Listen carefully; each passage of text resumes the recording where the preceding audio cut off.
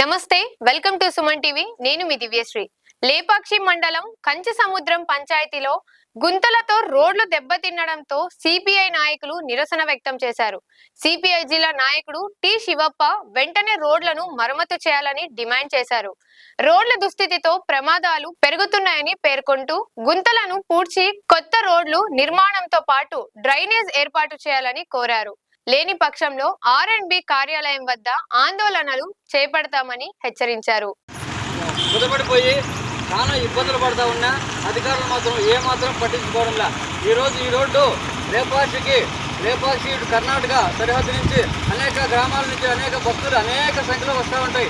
ఇటు లేపాక్షి కనసంద్రము నగరగిరి ఇట్లా కోటకొత్తపల్లి ఇట్లా గౌరీదాకా ఇది అధిక వేగాలు జరిగే రోడ్డు. ఈ రోడ్డును ఏమాత్రము అధికారులు పట్టించుకోకుండా కనీసం ఈ రోడ్డులో ఒక్క రోడ్డు ముందైనా కానీ రోడ్డు రాయని కానీ వేసి రోడ్డు బాగా చేయకపోవడం వల్ల ఒక సంవత్సరం నుంచి కూడా ఇది ఇలాగే ఉంది. అనేక సందర్భాల్లో ఇక్కడ ప్రమాదాలు జరుగుతూ ఉన్నాయి.